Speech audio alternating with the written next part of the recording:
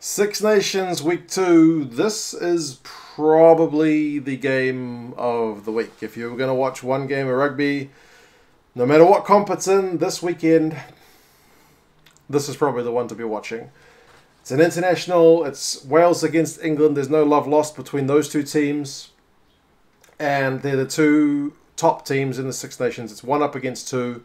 They're both unbeaten.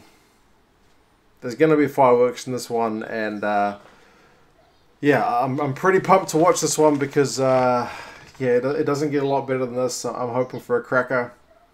Yeah, so both teams have looked kind of different, I suppose, to what we expected, at least what all the pundits predicted going into this one.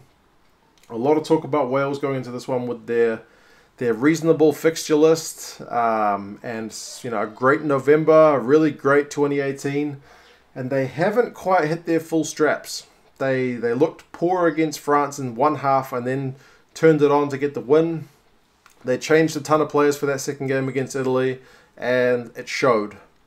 So we haven't really seen Wales hit that top gear yet, whereas England have kind of been in top gear from the get-go, and they haven't really looked back. They went over to Ireland and got a win, which in recent memory seems to be a pretty tough ask. The All Blacks couldn't do it, but England went and did it. And then they just demolished France over in Twickenham. So, yeah, it's got a lot about, I guess, what the work Eddie Jones has been doing because, yeah, England are back, and we've got to see if Wales can match that intensity that they're going to bring. In terms of the lineups, I'll put them in the description, but you guys can have a look. I'll go over them. Liam Williams continues on at 15. He's been one of Wales' best performers in the Six Nations this year. George North is back. He's on the right wing. Jonathan Davies and Hadleigh Parkes in the midfield. Hadleigh Parkes is back. He didn't play last week. Josh Adams continues on the left wing. Anscombe gets the nod at 10. You never know who's going to play 10, whether it's going to be Biggar or Patchell or Anscombe, but it's Anscombe. So we'll see if he's got the stuff to run the ship up against Farrell. Gareth Davies is at 9. In the forward pack, it's Evans, Owens, and Thomas Francis. So 3 guys who didn't start last week are back. So that's kind of putting their strongest team forward. Cory Hill and Alun-Wyn Jones in the second row. Navidi, who's been really good in Six Nations so far. Tipuric, who's back, and Moriarty is back at 8. So Navidi moves to 6 from 8 from last week. It's a very nice back row. Very good second row. Good forward pack, man. It's going to be tough, but then you look at England, and Eddie's keeping things pretty consistent where he can. He's only made, as far as I'm aware, 1 change from that side that got that victory over France. So it's still... oh, no, it's Vunipola as well. Vunipola's out. So it's Ben Moon in the number 1 jersey. George and Sinckler alongside him. Second row is Laws and Kruis. Laws has been really good. Mark Wilson, again, he's been making a ton of tackles. Tom Curry adding that kind of... that jackal at the breakdown, which England have needed. And Billy Vunipola at 8.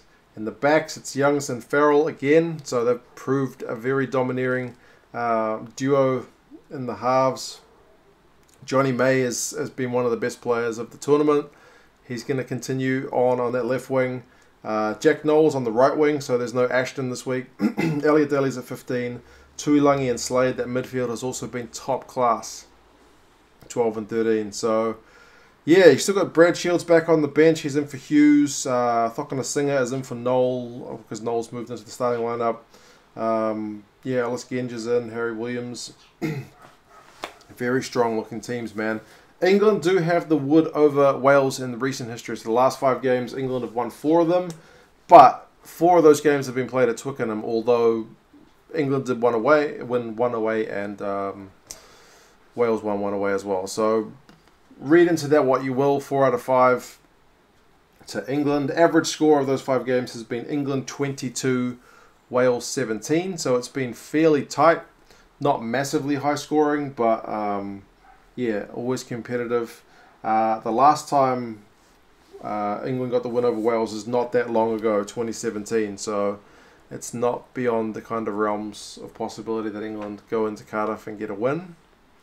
But Wales are definitely going to lift their game at home. So, like I said, it looks like it's going to be a cracker. The bookies have got England by 3 points. That's the bookies here in New Zealand. So, yeah, I guess banking on some of that form to overcome having to travel. But they've done it before, this Six Nations, so I guess we will see. You guys let me know your thoughts on the squads. As I said, they're in the description. You guys have a look. How do you think this game's going to go? Predictions. And, yeah, I'll talk to you again soon. See you later.